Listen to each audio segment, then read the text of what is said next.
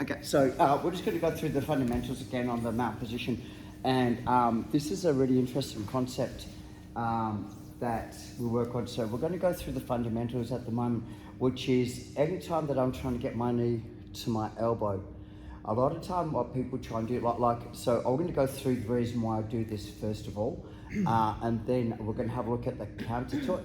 So the reason why I do this is I put a wedge in here. And a lot of people, they think that by pushing my elbow against the knee, it's going to create space. But because Emma's weight, which is really light, by the way, is on her knee, I can't push the knee. So what I'm doing instead is, on the same side, my leg rolls, and I turn, and that creates a space to be able to come in. Now, because this is blocked out, I have the ability to do a couple of options. Number one is to step over to trap the leg, to put it into quarter guard. But what I find is better is that my head's free, my hips are free, so I'm going to do what we call a shrimp. So I bring my head through and I rescue my guard instead. So this is more of a shrimp mechanic than a hip escape mechanic, right? So one more time, jump back up on that. Coming out of the photo frame. Okay. Okay, so elbow on the inside. And if I turn this way, my leg's caught, which doesn't do me any good from here, so my leg goes straight, right? I turn, and what I'm trying to do is get both hands in. And what I'm doing is I take my head to my hands and take my butt out to be able to rescue. Ideally, it's the top leg that comes through, not the bottom leg. The bottom, if I try and pull the bottom leg through, Emma can just simply pass over. I understand that with the top leg, she can compress the top leg, but I still have a sticky hook. Right, so it gives me at least an asset. So one more time. The shrimping mechanic's a little bit different to the hip escape. So number one, elbow, if I can't get my elbow in, push, elbow comes in, leg goes straight on the same side from here. What I'm doing is a little bridge, so a little bit of a bridge to turn, elbows on the inside, take my head down, hip escape. If I'm having trouble hip escaping, bring my leg over and just trap the leg. So I'm either going to go to quarter guard or I'm going to go back to guard, but either way, I'm trying to at least get so I'm in a position where I'm not just underneath mount. Okay, 1, 2, 3. Okay. Mount, please. Mount's got mount, and once again we're in the position. And what I want to do is we're going to play a little bit of a trap game. So I have my. Sorry, Em, can you just turn the camera around towards me a little bit?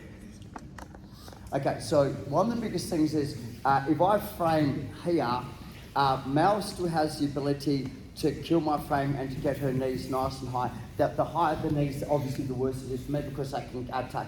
So what I want to do is I kind of want to go frame and put my elbow on the inside from here. I'm now going to do something that I said we're not going to do. What I'm doing is I kick my leg high, so I'm going to knee Mel in the back from here so that her hands come to the ground to break her balance. I don't have to do it hard, but I'm going to.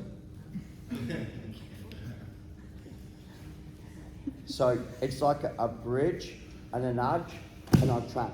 So if you have a look at the trap system, it's on the hip and here, right? So what I'm doing now is I'm not going to bridge because anytime that I bridge, I take the weight off the leg. So what I do is I roll my knee to the ground and I kick my leg long. Here. So I will come up, not inside the guard. I'll keep my pressure onto the hip, so I'm trying to dodge coming up inside the guard. Move over here just a fraction. So it's exactly the same kind of concept where I go frame and elbow on the inside. Now, like Mel can cycle up to the other side, but my frame system's going to be quite hard to deal with, right? And because she's coming forward, my mechanic where I'm nudging her is going to give me what I want anyway. So it's this and this, right? I see people go this way, you're almost putting yourself into the choke and the crossface. So I'm pulling the hand down from the crossface. So if Mal does try to crossface me, it's quite hard to do. Now, my knee goes to the ground, and what I'm doing is I'm sliding. Boom. When I land, I push the hip, and I should be in a position where I'm not coming up inside the guard. Right, so I want to have a look at the guard pass mat. There's heaps of options for me. Like I've seen, there's quite a lot of stuff to do. I do like to bring my leg through, so if Mel does try to come up to the top view, at least I've got something to block it out, do you know what I mean? Or simply hip escape, come to the side. It's really up to you. You can play around that a little bit if you want to. There's a barrel bowler entrance there. If you want to invert, you can invert off that as well, if that's your thing. It's not my thing. Flynn. Flynn. So from here, if they get mounted, this is getting exactly the same thing, guys. So frame, elbow, kick it, yes you can. From here, slide, pop from here, right? So what I'm going to do from here is take my leg, control the leg, and I've got to go down this jump so I can start to come around to look to the back, etc. So you do have options from it if you want to. Not my thing, but it's more like a half crab ride to the back. Puts a lot of pressure onto the knee to make them turn over. So there's that there. If you want to play around with that, I would stick to the basics. For anyone 30 years and over. If you're under 23, you get 10%. Okay, who would like to see it just one more time? Okay, awesome. So the rules, just so we understand, is that anytime that Mel can get her knees under my armpits, it's better for her to attack. So I do want to frame, and this stops her from cycling to my back a little bit. So push, elbow, kick, pull off the hip because it's already here. Pull the arm down to deny the crossface. Okay, put my knee on the ground and slide, bop, hip escape. And me, personally, I like to get to the top position. Okay, 1, 2, 3. The question I get asked quite a fair bit is I have the frame system from here. So once I put my elbow in and I nudge Flynn forward and I trap the arm, do I punch my arm through or do I try and kick my frame? And there's two theories behind this, right? For me personally, is I find this very hard to roll my partner that way when my frame system and their weight is on the elbow on that side. So if Flynn drops his right hip to the ground, I'll find that this is really hard to roll my partner that way. Right. But if he drops his right hip to the ground from here, right, I find this still really easy to roll my partner, and I can block the back take up by using my elbow. So why would I go elbow in versus elbow out? And it's all to do with the first part.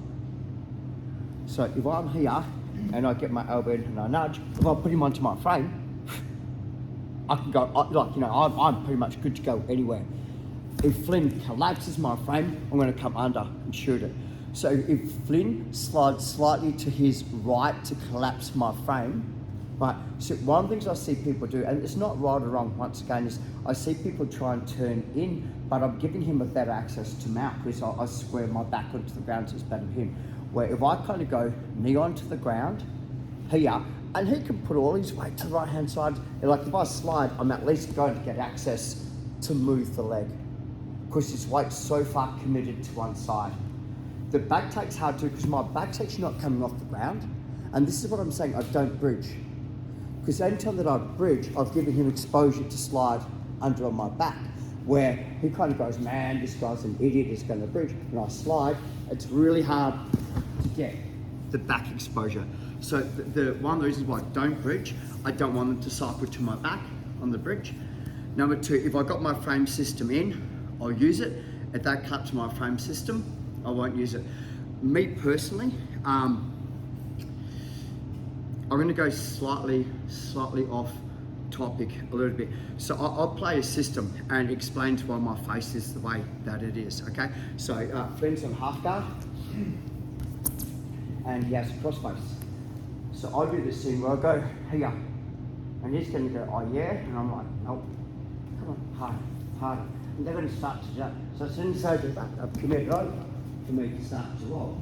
So if I'm here and I start driving in and I block, the downfall, which will be the frame systems, is going to stop me from moving that way. I might be able to punch him over, but anyone that's half decent, I won't get them over. So what I try and do instead is I try and get my hand so I can get to here. And I'm like cross-face me, so he's going to be there. Now, the thing about is, put my leg, and this is the easiest way to move my partner. So if they commit to the cross-face, and I'm here, he's going to go, oh, I need it deeper. Now, slide. And this is going to be the easiest way to start to take the partner over. And I get a really nice kickback off it as well. So, jump back up. I'll put this together for you guys. Long talk today, I'm very sorry. So when they're on mount, and I've missed the elbow, I want that I want that real heavy, so they commit their weight here.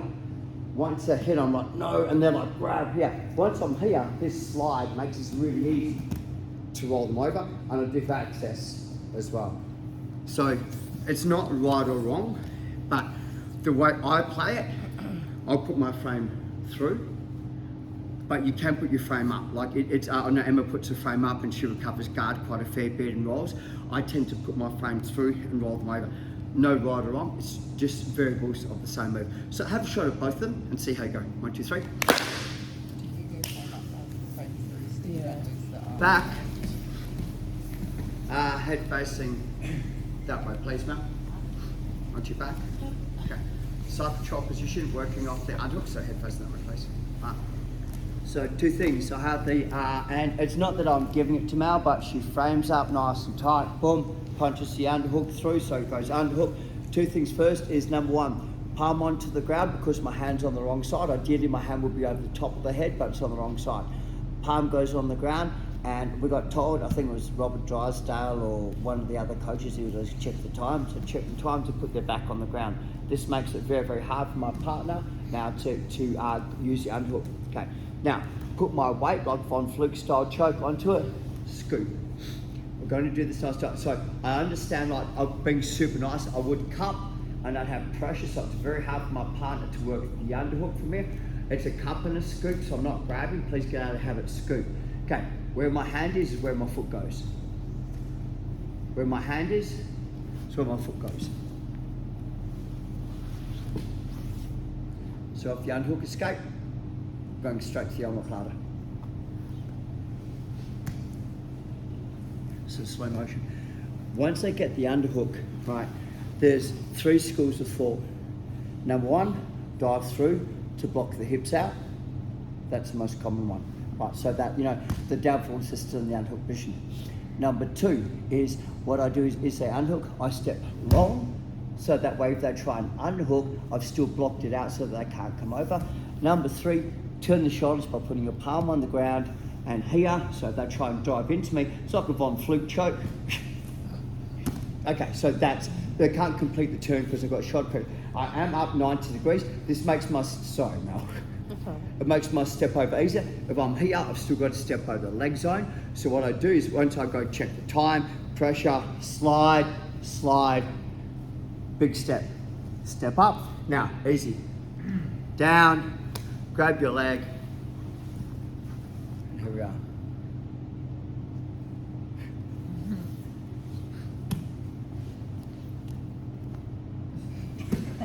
Great acting. So the part that I see people do is when they step up, they step to the chest zone. I've got to step to the armpit zone, which is why my hand's there. And what we're pretty much doing is we're going to do a white belt arm bar. So we're going to do an arm bar, but we're going to do it the wrong way. He doesn't mean to insult you. Jane's giving me death stares, mate.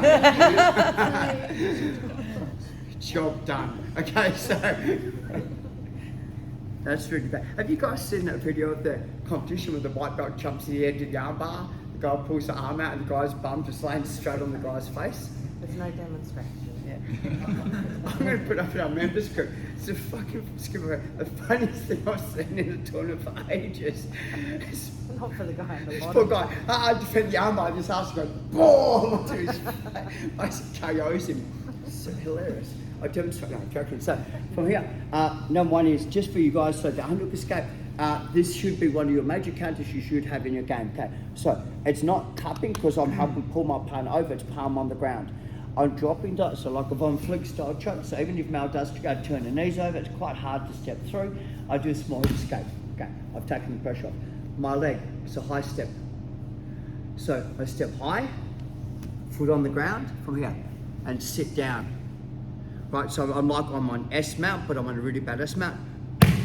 Post, pull, as soon as you can, access. You okay, Dima? Yeah. To finish it, back step, just, I'll watch your hand. Yep. Okay, put my head over the shoulder, kick my leg.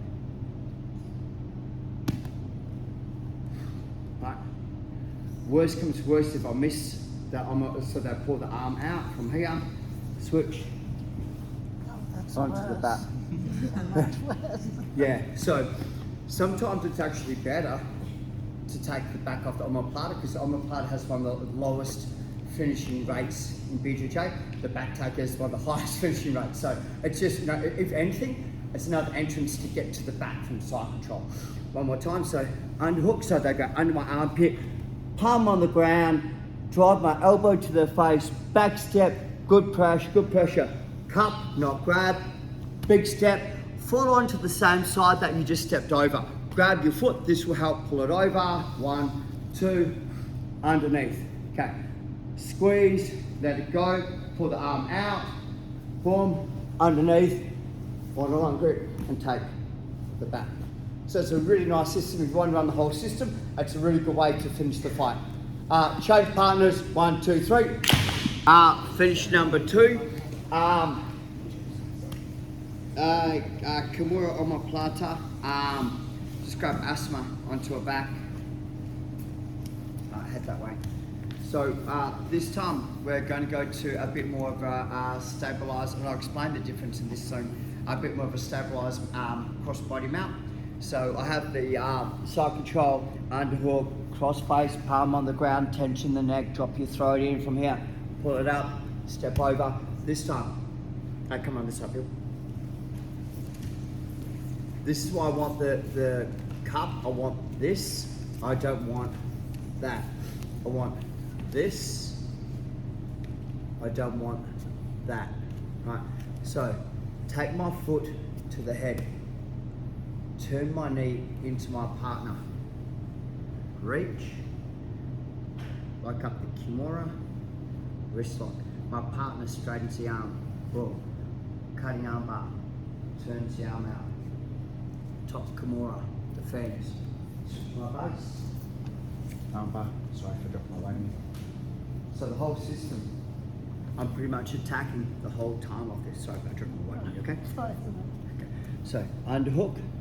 Palm on the ground, tension the head, back step, scoop. I need this. Because if I'm over, I block my own way out from stepping over, so it's a scoop system. Step, here. Okay, take my foot to the head, my knee cycles in, and I'm leaning forwards. If I'm leaning backwards, it doesn't do anything, so I lean forwards. Hold it, come around the back, palms together. Okay, you're right there. So I've released the tension heaps, right? So slowly rotate through. The tighter my knee is, the tighter it comes on. They can't take the hand down further, so the only way they can rescue is to take the hand up, straight into cutting arm bar, flick it, Kimura, wrist lock, post, switch my base, so I'm not going to put my weight into heavy as lean,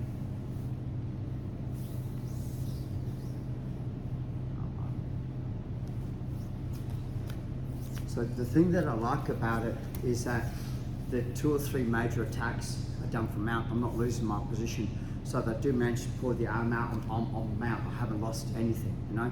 The last one, the arm bar, would be like the coup de grace. It's like I've done 3 or 4 attacks at my partner, and you know, the final one, I will go for the arm bar. Once again, on my mount, if my partner does sit up from the mounted position, it's a reversal, they don't get points. It's not from the guard, it's not a sweep, they don't get 2 points, it's a reversal. Ideally, I would stay on top, but it's a nice sacrifice to sacrifice the arm bar and you know, go for it and kind of missing it and not going for any opportunities. Would you like to see that? Okay, Mel. Thank you. So the entrance is exactly the same, so we're not changing anything, right? And so the unhook, and I've got I want to get out of the habit of this. I want this, and I want to really drive my shoulder into my partner's neck, scoop, and I'm kind of almost pulling onto me, step. So what I'm doing this time is when I step, okay, I tap to bring it up. My knee, squeeze in, and I go forward, and that pretty much puts the shoulder lock on now. Hold it in position, come under, palm up, because I want to lift. I've loosened this up again, so if you keep your knee in, it pretty much comes on, so I've loosened up. Okay, so I'm blocking with my chest, so my chest is down, which means that my weight's on my partner. Wherever I'm high, they can pull the arm out and they can roll their back onto the ground. Okay, so treat it like a Kimura, so slow shoulder lock. They straighten their arm, okay? Cutting arm bar, turn, flick it, they rest it. Kimura wrist lock, over, because it's here. Push down on the head post, switch your base. Here, okay. Hold the arm, step over the arm, they sit up. Triangle and arm bar, like you've got so many options from here. So as far as an attack system goes from the mount, I think that this is a really high percentage because it's my whole body against the one arm and everything flows together in my favour. So their escapes goes to another submission, another submission, another submission. Okay, change partners on your own size. 1, 2, 3.